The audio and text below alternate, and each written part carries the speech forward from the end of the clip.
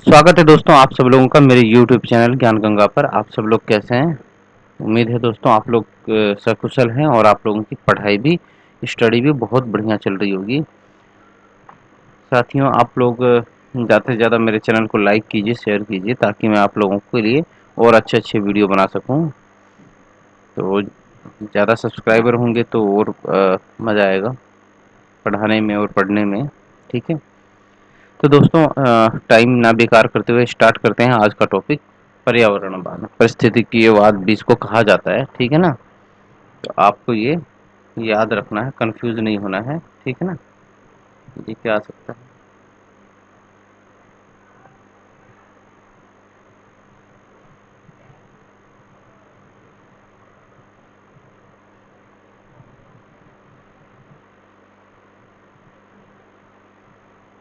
ये आ सकता है। ठीक है ना, तो ये हम आज पढ़ेंगे पर्यावरणवाद के बारे में। एक मिनट।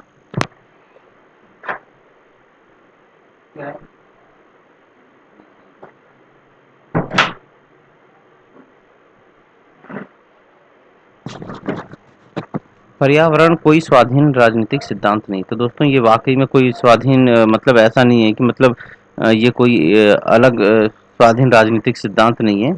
इसका अध्ययन हम राजनीति के अंतर्गत ही करते हैं, कोई अलग से हम इसको नहीं पढ़ते हैं। जैसे आपका आईआर हो गया, इंटरनेशनल रिलेशंस हो गया, या फिर आपका थ्योरी हो गई, पब्लिक एडमिनिस्ट्रेशन हो गया। इस तरह से ये कोई स्वाधीन सिद्धांत नहीं है। ठीक है ना,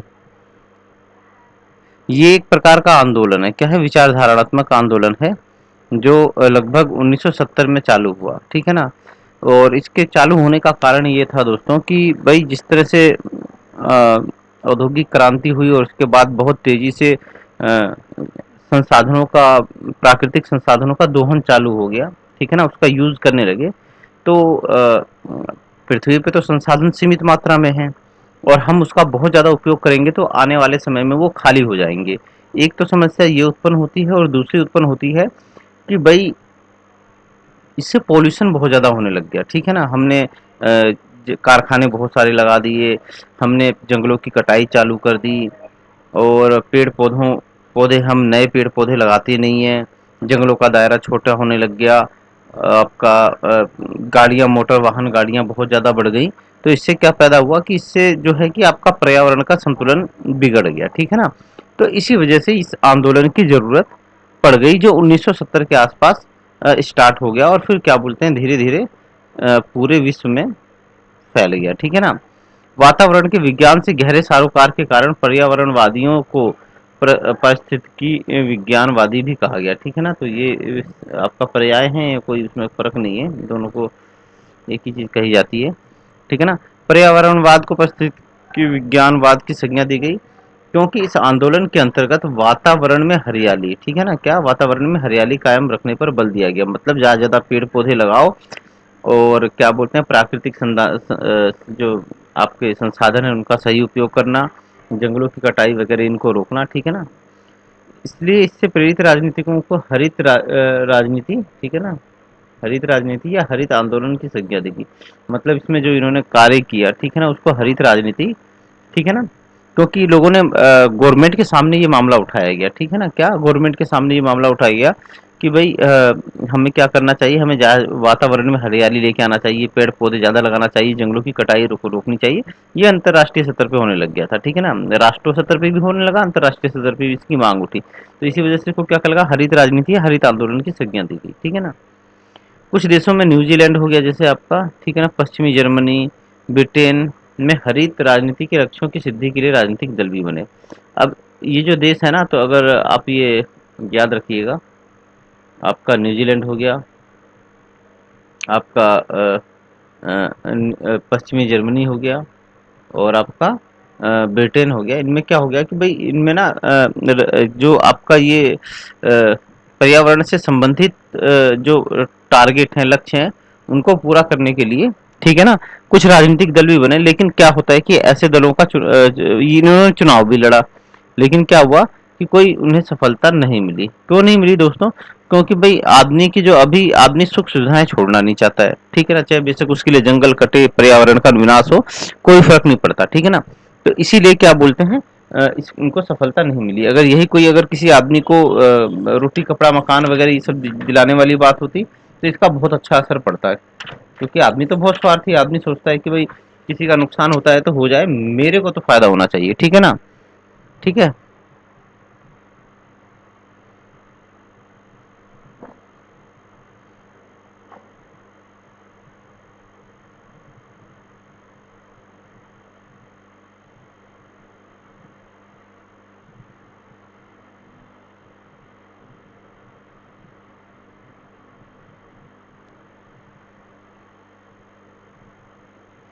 चलो, पर्यावरण के आरंभिक जो संकेत है ना वो ई एफ सुमेकर, ठीक है ना, तो ये नाम याद रख लेना। ठीक है ना, ई एफ सुमेकर की रचना स्माइल इज ब्यूटीफुल, क्या है, स्माइल इज ब्यूटीफुल, इसमें मिलते हैं। ठीक है ना, तो आपको ये क्या करना है, ये सारी चीजें याद रखनी है। ठीक है ना दोस्तों, याद रखनी है क्योंकि क्वेश्चंस इनमें से ही कहीं से पुट अप हो जाते हैं। ठीक है ना, तो आपको ये बात याद रखनी है कि कौन थे आपके ई एफ सुमेकर थे और इनकी रचना थी स्माइल इज ब्यूटीफुल, 1973 के अंतर्गत मिलते हैं। ठीक है ना, इसमें आधुनिक औद्योगिक समाज की समीक्षा प्रस्तुत की थी। भाई जो औद्योगिक समाज है ना, जो अभी चल रहा है आधुनिक, इसकी इन्होंने समीक्षा की थी। सुमेकर ने लिखा था कि आधुनिक औद्योगिक समाज बौद्धिक दृष्टि से चाहे कितना ही परिष्कृत क्यों ना हो, मतलब कहने का मतलब ये है कि भाई जो अभी का जो समाज है ना वो बौद्धिक दृष्टि से मतलब दिमाग से कितना ही चाहे क्यों ना आगे बढ़ गया हो, ठीक है ना, लेकिन वह जिसके ऊपर खड़ा है, मतलब जिसके ऊपर खड़ा है उसे ही खोखला कर रहा है। मतलब जो हमारे प्राकृतिक संसाधन ना होते तो हमारा हम कितना भी दिमाग लगा ले, हम अपना दिमाग कितना भी आगे बढ़ा ले, कितनी बढ़िया बढ़िया मशीन बना ले, कितनी भी बढ़िया हम जहाज बना लें, आपका मोटरसाइकिल बाइक कार्स बना लें, लेकिन जब प्राकृतिक संसाधन ही नहीं होंगे तो फिर उसका क्या फायदा। ठीक है ना, तो वही बात कर रहा है कि औद्योगिक समाज बेशक बौद्धिक दृष्टि से कितना भी आगे क्यों ना निकल गया हो, लेकिन जिसके ऊपर खड़ा है, अर्थात इसने जो आविष्कार किए हैं, बड़ी बड़ी क्या बोलते हैं, औद्योगिक मशीनें बनाई हैं, कारखाने बनाए हैं, और क्या बोलते हैं, कार बनाया है, यातायात के साधन बनाए हैं, लेकिन ये सारी चीज खड़ी किस पे है, ये सारी चीज बनाई गई हैं क्या बोलते हैं आपके जो प्राकृतिक संसाधन है उसके दम पे। ठीक है ना, और उसी को ही खोखला किया जा रहा है। मतलब जिसने हमें आगे बढ़ने के अवसर दिए, प्राकृतिक संसाधनों ने हमें आगे बढ़ने के अवसर दिए, हम उसको ही क्या कर रहे हैं, खोखला किए जा रहे हैं, उसको ही खत्म किए जा रहे हैं। ठीक है ना, लेखक ने चेतावनी दी, क्या चेतावनी दी वो देखते हैं भाई, कि दी की धरती और इसके अपूर्णीय संसाधनों की ऐसी पूंजी समझने की भूल नहीं करनी चाहिए जिसका हम सृजन और व्यय निवेश करते हैं। मतलब हमें हमें ऐसा नहीं समझना चाहिए कि भाई ये जो संसाधन है ये अपूर्णीय है, मतलब कभी खत्म नहीं होंगे। ठीक है ना, कभी खत्म नहीं होने चाहिए, हमें इसका भूल नहीं करनी चाहिए और इसका हमें क्या निवेश भी नहीं करना चाहिए। वस्तुतः प्राकृतिक संसाधन सृजन ही नहीं किया, प्राकृतिक संसाधनों को का सृजन नहीं किया जा सकता, उन्हें बढ़ाना तो बहुत दूर की बात है। मतलब हम इससे दोबारा प्राप्त नहीं कर सकते और इसको बढ़ाने की तो खैर बात ही बहुत दूर की बात है ना। इसका उपयोग उपभोग करके आधुनिक औद्योगिक समाज ऐसा व्यवसाय चला रहा है जो अपनी जमा पूंजी को खाए जा रहा है। मतलब हमने एक ऐसा व्यवसाय चालू कर दिया है कि जिसमें जो हमारे पास जो जमा पूंजी है, ठीक है ना, जो सैकड़ों वर्षों से हमारे पास प्राकृतिक संसाधन जमा हुए हैं, चाहे वो कोयला हो, चाहे वो पेट्रोल हो, और चाहे आपके वो क्या बोलते हैं वन वन संसाधन हो, लकड़ी हो, ये सब हो, हम इनको ही क्या किए जा रहे हैं, खत्म किए जा रहे हैं। ठीक है ना, जो हमने वर्षों से जमा किया है, और क्या कर रहे हैं, हम अपनी कब्र खोद रहे हैं। क्योंकि आने वाले टाइम में क्या होगा कि जब आपका पर्यावरण में असंतुलन फैल जाएगा तो प्राकृतिक आपदाएं बढ़ने लग जाएंगी। अभी आप उत्तराखंड के अंदर अक्सर आपको ग्लेशियर पिघलने की प्रॉब्लम्स आती है, आपको वहाँ पे भूस्खलन की समस्या प्रॉब्लम होती है। तो ये सारी चीजें क्या हैं कि ये आपका ये हम क्या कर रहे हैं कि हम अपनी ही कब्र खोद रहे हैं वहाँ पे। एक मिनट।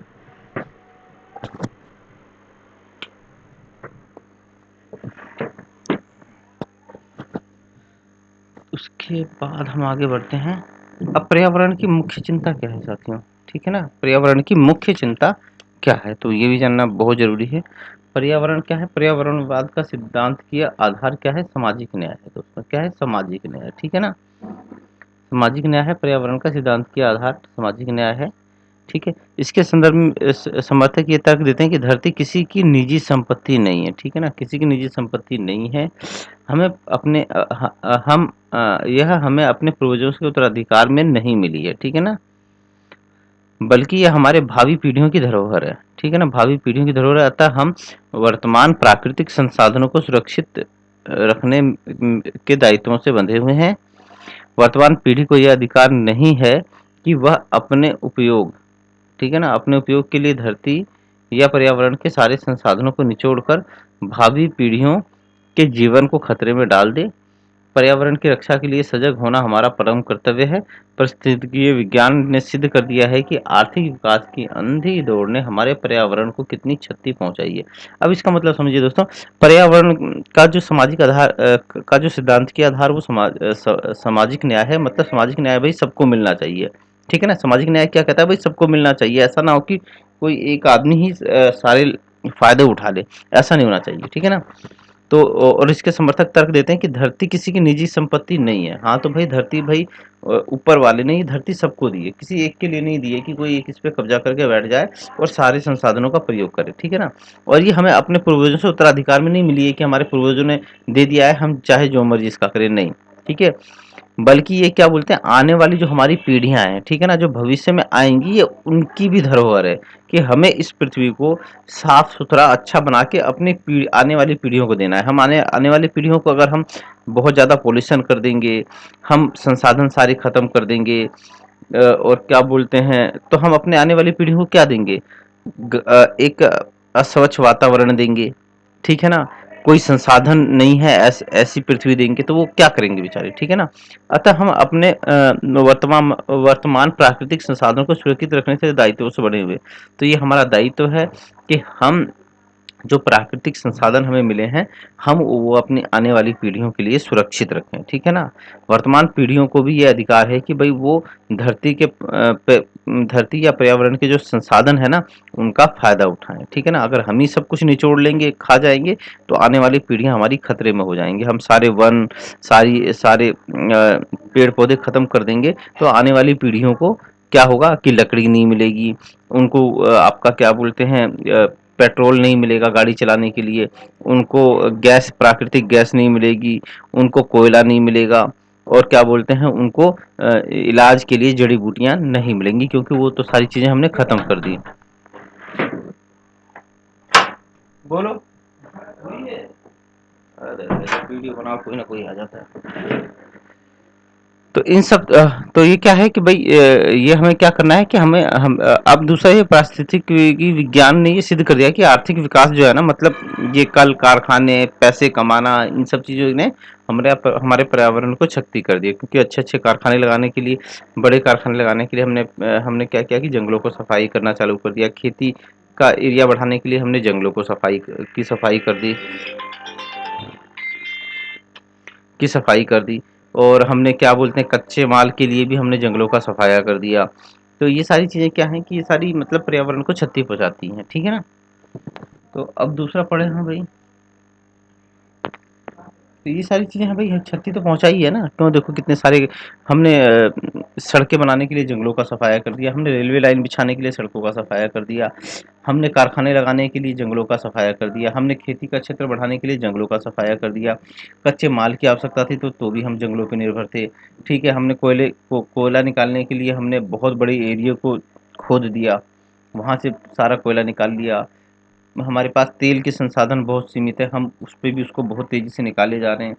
तो इससे क्या है कि भाई, अब इससे क्या हुआ कि भाई पॉल्यूशन भी बढ़ा है, ठीक है ना? एक ओर तो हम जंगल काट रहे हैं, दूसरी ओर कारखाने लगा रहे हैं, मोटर गाड़ी बढ़ा रहे हैं, ठीक है ना? तो इससे पॉल्यूशन बढ़ा है। अब जो क्या बोलते हैं, हमारे जो क्या बोलते हैं आपका जो हमारा हिम शिखर है, ठीक है ना, वहाँ पे बर्फ तेजी से पिघल रही है। समुद्र का क्या बोलते हैं, जो वाटर का लेवल है वो ऊपर होते जा रहा है। तो ये सारी चीज़ों ने क्या कर दिया, इन सब चीज़ों ने एक असंतुलन पैदा कर दिया है, और आने वाली पीढ़ियों को तो ये और ज़्यादा उपहार में देने वाले हैं हम लोग, ठीक है ना? इन सब तथ्यों के ध्यान खींचते हुए पर्यावरणवाद जीवन की गुणवत्ता को, ठीक है ना, जीवन की गुणवत्ता को आर्थिक समृद्धि से ऊंचा स्थान देते हैं। मतलब जीवन की जो गुणवत्ता है वो आर्थिक समृद्धि से ऊपर है, ठीक है ना? आर्थिक समृद्धि क्या हुआ कि भाई हमें पैसा कमाना है, ज्यादा से ज्यादा पैसा कमाना है, धन, दौलत, ठीक है ना, धन दौलत ये क्या है, ये आपका वो है आपका आर्थिक समृद्धि है, ठीक है ना। और जीवन की गुणवत्ता क्या है कि भाई सादा जीवन होना चाहिए, ठीक है ना, अच्छा जीवन, सादा अच्छा, ठीक है ना, सादा अच्छा जीवन होना चाहिए, ठीक है ना, तो ऊंचा स्थान देते हैं। और प्राकृतिक संसाधनों पर प्राकृतिक सौंदर्य, वातावरण की स्वच्छता, नगरों व उपनगरों के स्वरूप को कायम रखने पर बल देता है, ठीक है ना। तो ये क्या कहते हैं, ये जिस पे जोर देते हैं प्राकृतिक संसाधनों, प्राकृतिक सौंदर्य, वातावरण की स्वच्छता पर, ये आपके जो है पर्यावरणवादी जोर देते हैं। इन मुद्दों को वो राजनीतिक कार्यक्रम का मुद्दा बनाते हैं। अब ये देखो इन्होंने यहाँ पे इस कार्यक्रमों को राजनीतिक कार्यक्रम का मुद्दा बना दिया, क्योंकि दोस्तों इन सब चीज़ों की डिमांड वो किससे करेंगे, सरकार से ही करेंगे, भगवान से तो कर नहीं सकते, भगवान तो नजर आता नहीं है, तो वो गवर्नमेंट से करेंगे। तो इसलिए क्या हो गया, ये राजनीतिक कार्यक्रम का मुद्दा बन गया, ठीक है ना। इसके लिए उपयुक्त नीतियां और कायदे कानून बनाने के लिए सरकार पर दबाव बनाया जाता है, ठीक है ना दोस्तों, तो ये बात याद रखना, ठीक है। और उसके बाद परिस्थिति समाजवाद के अंतर्गत ये तर्क दिया जाता है कि पूंजीवाद, ठीक है ना दोस्तों। अब ये याद रखना, देखो यहाँ पे आपका समाजवाद वर्ड का जिक्र आया है, के अंतर्गत ये तर्क दिया जाता है कि पूंजीवाद मुनाफे की जिस अदम्य लालसा को बढ़ावा देता है, पर्यावरण उसी का दुष्परिणाम है। मतलब पूंजीवाद मुनाफे के लिए जिस अदम्य लालसा, मतलब जो खत्म ना होने वाली लालसा है, पूंजीवाद मुनाफे के लिए जिस खत्म होने वाली लालसा को बढ़ावा देता है, पर्यावरण उसी के विनाश का दुष्परिणाम है, ठीक है ना। परिस्थितिकी, ये तो समाजवादियों ने कहा। रूढ़िवादियों के अनुसार परंपरागत मूल्यों और स्थापित संस्थाओं के संरक्षण की इच्छा ही हमें पर्यावरण संरक्षण की प्रेरणा देती है, ठीक है ना। मतलब वो कहता है परंपरागत मूल्य और स्थापित संस्था, मतलब जो पहले से मूल्य चले आ रहे हैं, हम जंगलों को महत्व देते थे, जंगलों की पूजा भी करते हैं, पीपल की पूजा की जाती है। तो इस तरह से रूढ़िवादी जो है वो कहते हैं जो पहले वाले जो मूल्य थे ना, आप क्या बोलते हैं, परंपरागत मूल्यों में आप देख सकते हो कि भाई पहले आपका गाय के गोबर से उपले उपले बनाकर खाना बनाया जाता था। तो इस तरह की कुछ रूढ़िवादी परंपरागत मूल्य होंगे, हमें उन्हीं का ही पालन करना चाहिए, और उसी से क्या होता है कि पर्यावरण के संरक्षण मिल सकता है, ठीक है ना, ऐसा मानते हैं रूढ़िवादी, ठीक है ना। ठीक है, आज भी आप गांव में जाओगे तो जो गांव के लोग हैं उनको मोदी जी फ्री में सिलेंडर तो दे रहे हैं, लेकिन बहुत सारे लोगों ने सिलेंडर लिया और बेच दिया, लेकिन खाना वो लकड़ी के उस पे परंपरागत तरीके पे बना रहे हैं। तो रूढ़िवादी क्या है, वो परंपरागत मूल्यों पर जोर देते हैं, वो कहते हैं यार गैस वैस तो यार ये बेकार है, हमें इसकी जरूरत नहीं है, हमें तो लकड़ी पे बनाना है, हम तो गाय के उपले से बनाएंगे। हालांकि उससे भी पोल्यूशन बहुत ज्यादा होता है, उनको वो बातें समझ में नहीं आती, लेकिन उनके परंपरागत मूल्य हैं तो वो परंपरागत मूल्यों का को फॉलो करते हैं, और ठीक है ना, और उसी आधार पे कहते हैं कि भाई तभी पर्यावरण सुरक्षित रहेगा, ठीक है। फिर आपके पारिस्थितिकी के जो नारीवादी जो लोग दृष्टिकोण हैं, वो क्या कहते हैं, पर्यावरण के विनाश की जड़ें जो है समाज व्यवस्था के अंतर्गत पुरुष के आधिपत्य की प्रणाली में मौजूद है। मतलब वो कहते हैं कि जो ये पुरुष प्रधान जो व्यवस्था है ना, यही पर्यावरण विनाश के लिए जिम्मेदार है, ठीक है ना। इस मान्यता के अनुसार पुरुषों की तुलना में स्त्रियां प्राकृतिक जगत और प्राकृतिक जीवन के अधिक निकट होती हैं। कहने का मतलब ये है दोस्तों कि जैसे भाई आप पुरुष जो होता है ना, पुरुष स्त्रियां जो होती हैं उनके अंदर थोड़ी वो होती है, दया भावना होती है, ममता होती है, ठीक है ना। आपने देखा होगा कि भाई अगर एक पुरुष और एक आदमी को कुछ बड़ा सा एरिया दे दो, घर रहने के लिए दे दो, अगर वो भूतनी के पागल वागल है क्या तुम?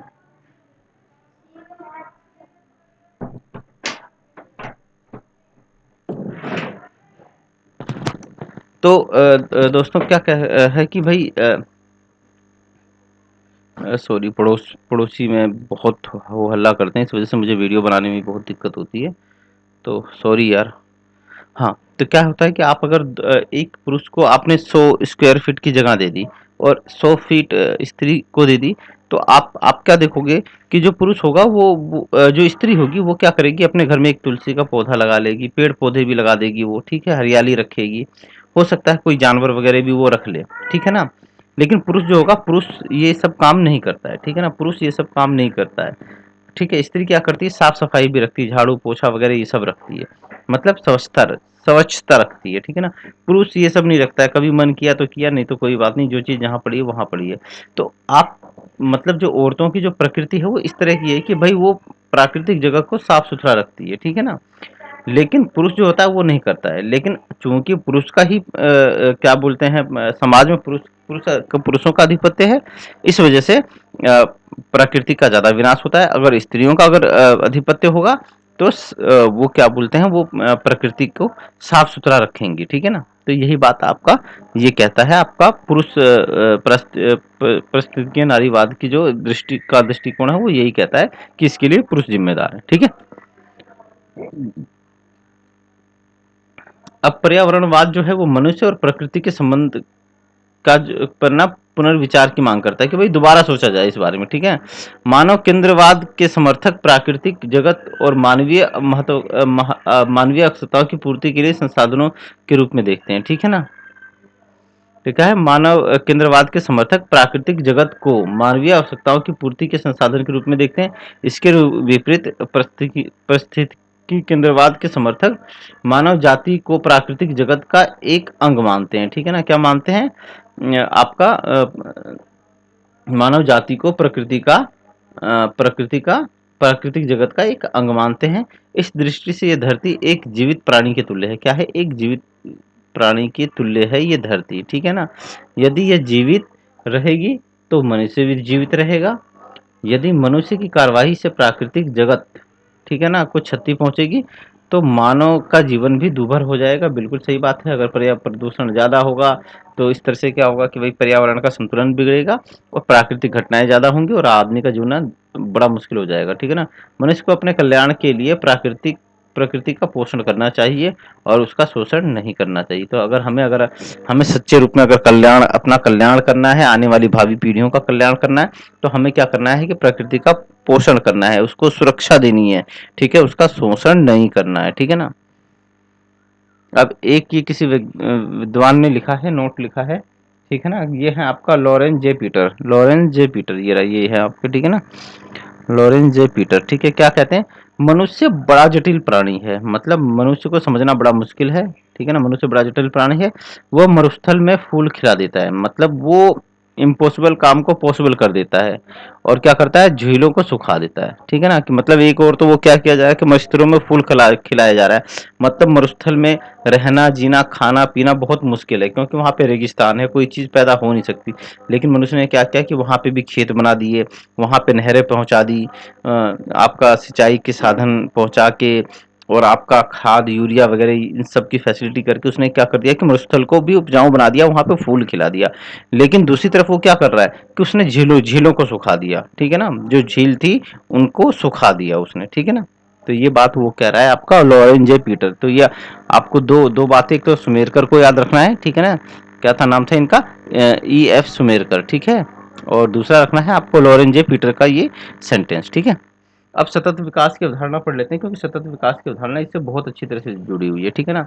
अब क्या पर्यावरण के समर्थक दो सिद्धांतों पर बल देते हैं, क्या कौन से दो सिद्धांत है। पहला तो है आपका मनुष्य और प्रकृति के टूटे हुए संबंध को फिर से जोड़ना जरूरी है। टूटे है ये दोस्तों, अटूट नहीं है, अटूट, ठीक है ना। तो ये क्या है, टूटे हुए है, टूटे हुए संबंध को फिर से जोड़ना है, मतलब हमारे और प्रकृति के बीच में संबंध टूट गया है। हम क्या कर रहे हैं, हम तो बस प्रकृति का दोहन किए जा रहे हैं, प्रकृति को नुकसान पहुंचाए जा रहे हैं। तो इस वजह से क्या हो गया है, हमारा प्रकृति से संबंध टूट गया है, हम प्रकृति का नुकसान किए जा रहे हैं। तो हमें इस टूटे हुए संबंध को फिर से जोड़ना जरूरी है, ठीक है। मनुष्य और सामाजिक और राजनीतिक जीवन को एक नए रूप में ढालना भी उतना ही जरूरी है। मतलब हमें क्या होता है कि हम सामाजिक और राजनीतिक जीवन को एक नए रूप में ढालना है, ठीक है ना, जिसमें क्या हो कि प्रकृति का कम से कम शोषण हो, ठीक है ना। तो यह विचार क्या है, सतत विकास कहलाता है या अनवरत विकास कहलाता है, या इसको अक्षय विकास की संकल्पना भी कहते हैं। जो क्या बोलते हैं, पर्यावरणवादियों का सबसे प्रिय विषय है, ठीक है ना। सतत विकास जो है सबसे प्रिय विकास है। ये जो एमए में जो बच्चे कर रहे हैं उनके लिए यहाँ से क्वेश्चन बनता ही बनता है, 10 नंबर का या 20 नंबर का क्वेश्चन यहाँ से जरूर आता है कि सतत विकास की संकल्पना के बारे में एक संक्षिप्त नोट लिखिए। सतत विकास से हमें क्या फायदा है, सतत विकास का क्या प्रभाव है, इस तरह से क्वेश्चन यहाँ से एक बनता ही बनता है। तो आप इसको थोड़ा ध्यान से समझिएगा, ठीक है ना। अब क्या होता है कि भाई इस दृष्टिकोण के अनुसार औद्योगिक समाज प्राकृतिक संसाधनों के लगातार दोहन पर आश्रित है। मतलब कि भाई जो हमारा अभी का जो आधुनिक समाज है ये क्या करता है, अभी मैं आपको थोड़ा सा व्याख्या करके बता रहा हूँ, ठीक है ना। जहाँ पे मेन कॉन्सेप्ट आएगा वहां पे वो भी करवाऊंगा, ठीक है ना। तो आप इसको समझिए कि भाई इस दृष्टिकोण के अनुसार क्या होता है कि जो आधुनिक औद्योगिक समाज है वो क्या करता है कि सिर्फ प्राकृतिक संसाधनों के दोहन पे, मतलब प्राकृतिक संसाधनों का कितना ज़्यादा प्रयोग किया जाए, उनको कितना ज़्यादा खपाया जाए, इस पे आश्रित है।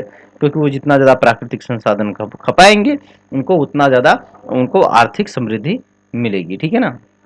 इसी स्थिति में भौतिक और आध्यात्मिक दृष्टि से मनुष्य को प्रकृति से बहुत दूर कर दिया है। तो इस वजह से क्या हो गया कि हम जितना ज़्यादा प्राकृतिक संसाधनों का नुकसान करते जा रहे हैं, प्राकृतिक उतनी ज़्यादा विपदाएं कर रही हैं, तो इससे हमारे और प्रकृति के बीच में काफ़ी दूरी आ गई है, ठीक है ना। मनुष्य और प्रकृति के इस टूटे हुए संबंध को फिर से जोड़ने के लिए मनुष्य को पर्यावरण के प्रति शालीनता का रुख अपनाना होगा और धरती के अन्य जीव जंतुओं के जीवन के अधिकार को मान्यता देनी होगी।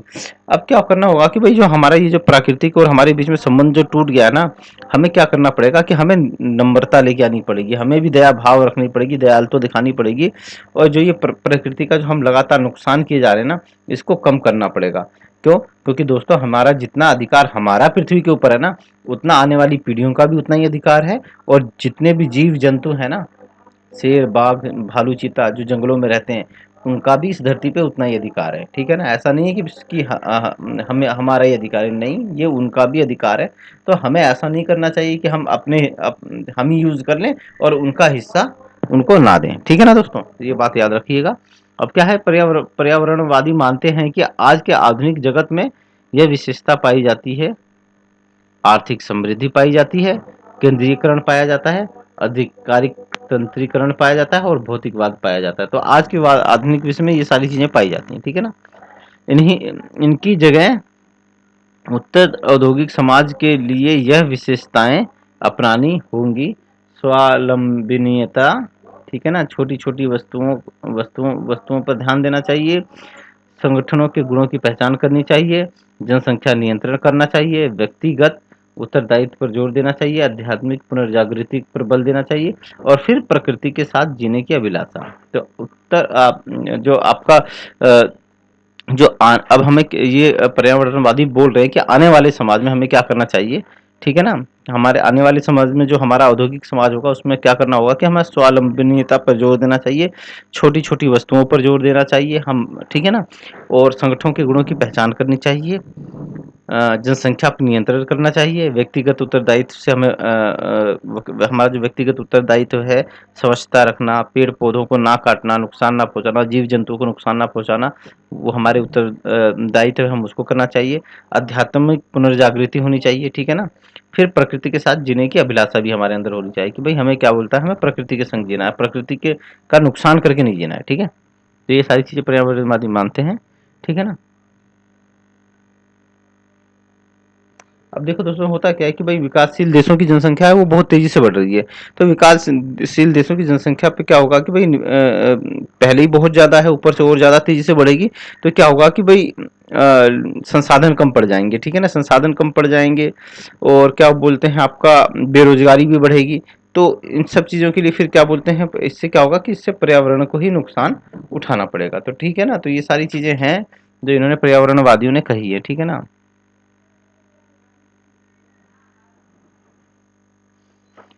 सतत विकास की संकल्पना विश्व पर्यावरण एवं विकास आयोग की देन है। किसकी देन है भाई, सतत विकास किसकी देन है, सतत विकास है आपका विश्व पर्यावरण एवं विकास आयोग की देन है। इस आयोग की अध्यक्षता ब्रूटलैंड, ठीक है ना, तो ये नाम याद रखना, के नाम पर इस आयोग के प्रतिवेदन को ब्रूटलैंड रिपोर्ट कहा गया, ठीक है ना। क्या कहा, ब्रूटलैंड रिपोर्ट कहा गया, याद रखना। ये ये आप याद रखना, ये 1987 का है, ठीक है ना, 1987, ठीक है ना भाई, ठीक है ना। ये पर्यावरण की संकल्पना क्या था, 1987 की देन है, सॉरी।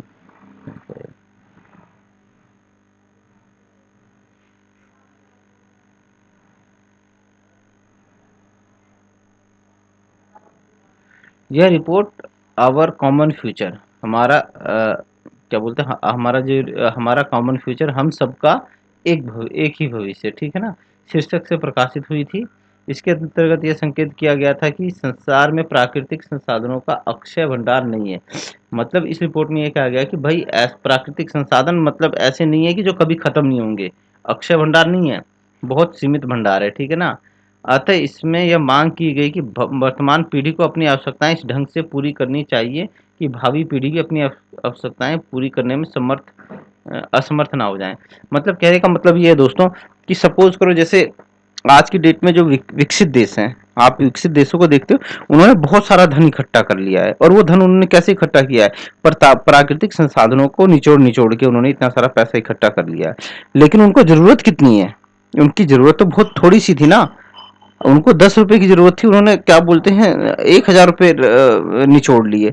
तो इसकी जरूरत ही नहीं है। तो यही चीज कह रहे हैं ये इसके अंदर कि भाई हमें अपनी आवश्यकताएं, अगर हमें 10 रुपए की आवश्यकता है तो हम 10 रुपए के जितना ही संसाधनों को निचोड़े, है ना, 10 10 रुपए के संसाधनों का यूज करें, ताकि आपका 980 रुपए के जो संसाधन है ना, वो भावी पीढ़ियों के लिए बचे रहे। आप इसको इस तरह से समझिए दोस्तों कि भाई आपके खेत में या आपको एक बाग दी गई है और उस बाग में 1,000 पेड़ है। कितने हैं? 1,000 पेड़ है। ठीक है, एक पेड़ काट के आपको, एक या दो पेड़ या 10 पेड़ काट के आपका गुजारा चल सकता है। ठीक है ना, आपको इतनी आमदनी या पैसे प्राप्त हो सकते हैं कि आप अपना और अपने बच्चों का पेट, अपने आगे आने वाली एक दो पश्तों का पेट पाल सकते हैं 10 या 20 पेड़ या 50 पेड़ काट के। ठीक है, आपने 50 पेड़ काट के अपने 10 20 आपने आने वाली 2 3 पीढ़ियों का काम कर दिया। ठीक है ना, तो 950 पेड़ तो बचे ना। अब वो 950 पेड़ जो आपकी आने वाली 3 4 पुश्तों के बाद जो पीढ़ियां आएंगी, वो उनके लिए बचे रह जाएंगे। ठीक है ना। लेकिन अगर आपने क्या क्या किया, यार मेरे पास तो 1,000 पेड़ है, मैं 1,000 पेड़ काट के सारे पैसे रख लेता हूँ, है ना। तो आपने 1,000 पेड़ काट दिए, आपने आने वाली अपनी पीढ़ियों के लिए भी कुछ नहीं छोड़ा। अब वो कैसे फर्नीचर कैसे बनाएंगे, दरवाजा कैसे बनाएंगे? ठीक है। और आप उससे फल फ्रूट जो मिलता है वो कैसे मिलेगा? उनको नहीं मिलेगा ना, क्योंकि आपने उनके लिए कुछ छोड़ा ही नहीं, जीरो कर दिया। ठीक है, ऊपर से पॉल्यूशन और बढ़ा दिया वहां पे। ठीक है ना। तो यही बात यहाँ पे कह रहा है कि हमें अपनी आवश्यकताओं को इस ढंग से पूरा करना है कि आने वाली जो हमारी पीढ़ियां हैं ना, उनकी भी आवश्यकताएं पूरी हो जाएं। ठीक है, तो यही बात है, इसी को कहते हैं आपका सतत विकास की परिभाषा है ये। ठीक है। अब भाई देखो भाई, इससे संबंधित एक महात्मा गांधी का भी एक विचार है, वो है श्रम का सिद्धांत। ठीक है ना, क्या है श्रम का सिद्धांत? तो आप इसको भी याद रखना, ये किसने दिया? ये गांधी जी ने दिया है। ठीक है ना। ठीक है। इसमें ये शिक्षा दी जाती है कि प्रत्येक मनुष्य को इतना श्रम तो करना चाहिए कि जिससे वो अपनी दैनिक आवश्यकताओं और वस्तुओं का उत्पादन कर सके। ठीक है ना, क्या होगा कि इतना ही वो करे जिससे क्या बोलते हैं कि दैनिक आवश्यकताओं की पूर्ति हो सके। ठीक है। तो ये इन्होंने गांधी जी ने श्रम का सिद्धांत दिया है कि हर एक आदमी को श्रम करना चाहिए, और इतना श्रम तो अवश्य करना चाहिए कि वो अपनी दैनिक आवश्यकताओं की का उत्पादन कर सके। ठीक है ना। अब एक नाम ये है दोस्तों गैरेट हार्डिन। ठीक है, 1981 में प्रकाशित अपने लेख के अंदर तर्क दिया कि हमारी धरती असंख्य लोगों का बोझ नहीं संभाल सकती। मतलब हमारी धरती पे संसाधन सीमित है, इतने संसाधन नहीं है कि हम असंख्य लोगों का बोझ संभाल सकें। प्रौद्योगिकी विकास की भी अपनी सीमाएं हैं। मतलब प्रौद्योगिकी का जो विकास है ना, उसकी अपनी सीमाएं हैं। ऐसा नहीं है कि प्रौद्योगिकी विकास हम करते जाएंगे फिर और सब लोगों को भोजन खाना पानी ये सब हम दे लेंगे, ऐसा कुछ नहीं है। प्रौद्योगिकी की भी अपनी सीमाएं हैं दोस्तों, और उसी के अनुसार क्या बोलते हैं ये आपका उसी के अनुसार आपका विकास हो सकता है। ठीक है ना। इन भौतिक वस्तुओं और सेवाओं के निरंतरित है ये दोस्तों, नियंत्रण नहीं है, निरंतरित, निरंतर, निरंतर है। निरंतर बढ़ती हुई मांग को पूरा नहीं किया जा सकता। क्या जा सकता है? ये जो बढ़ती हुई मांग है, इसको निरंतर पूरा नहीं किया जा सकता। अल्प विकसित देशों की बढ़ती हुई जनसंख्या वर्तमान संसाधनों की पुनर्वितरण की मांग कर रही है, परंतु वर्तमान परिस्थिति में केवल निर्धनता को बांट सकते हैं, क्षमता को नहीं। अब दोस्तों क्या बोलते हैं, ये कह रहे हैं कि जो ये बंदा क्या कह रहा है, ये सारा का सारा अल्प विकसित देशों के ऊपर मर रहा है दोस्त।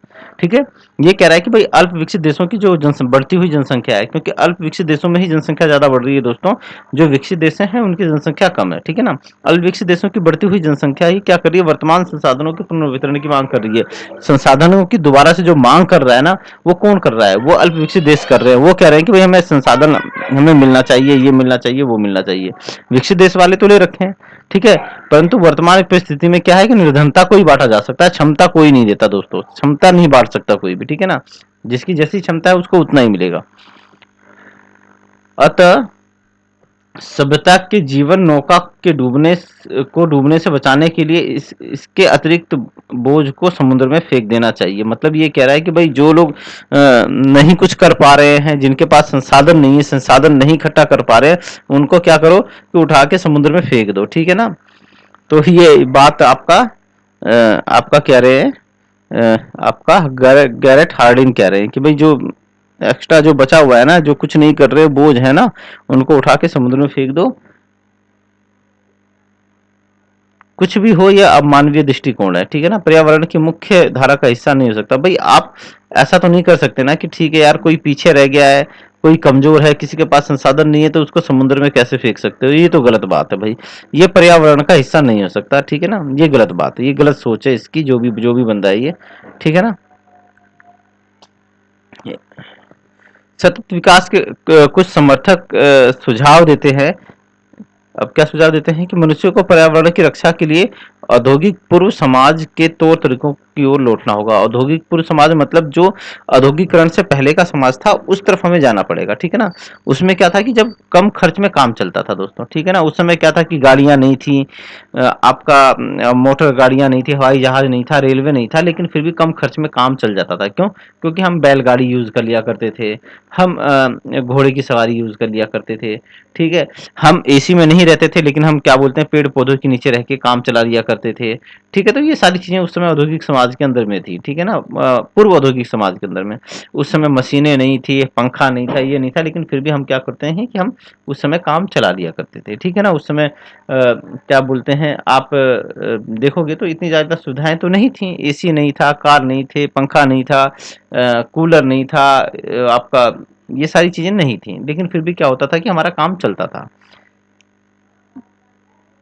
अब परंतु अन्य पर्यावरणवादी मानते हैं कि समकालीन समाज में मनुष्य को केवल अपनी पूर्वताओं का पुनर्विन्यास करना चाहिए, बल्कि इस व्यवस्था के अंतर्गत मनुष्य को प्राथमिक वस्तुओं को उनकी गौण आवश्यकताओं की तुलना में वरीयता दी जानी चाहिए।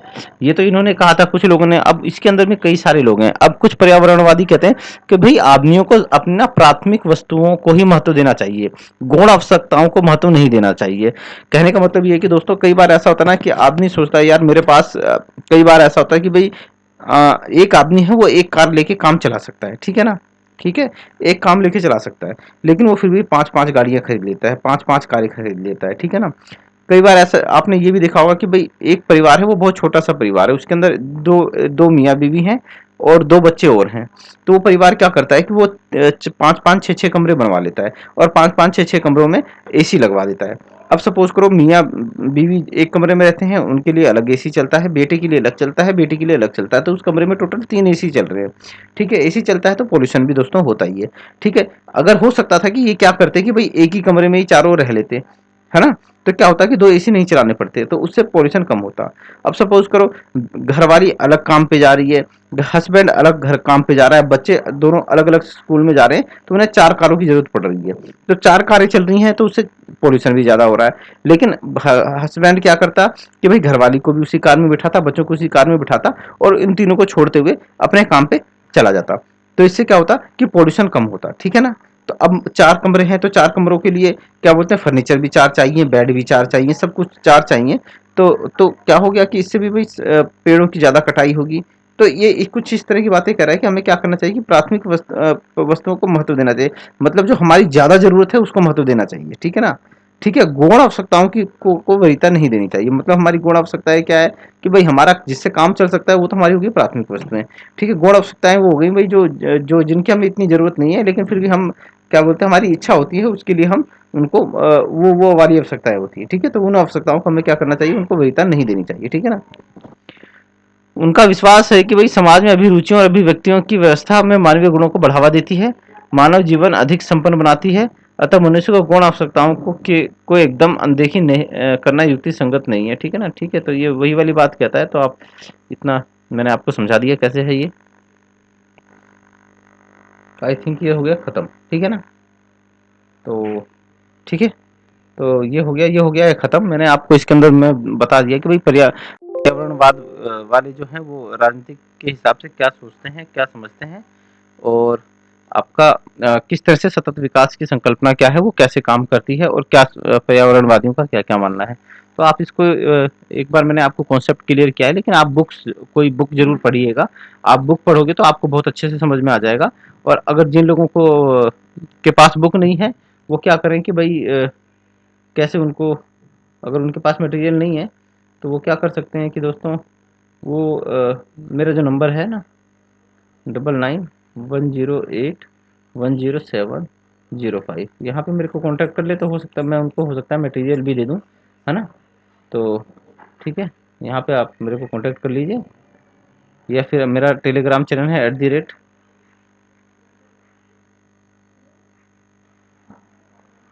@political solution।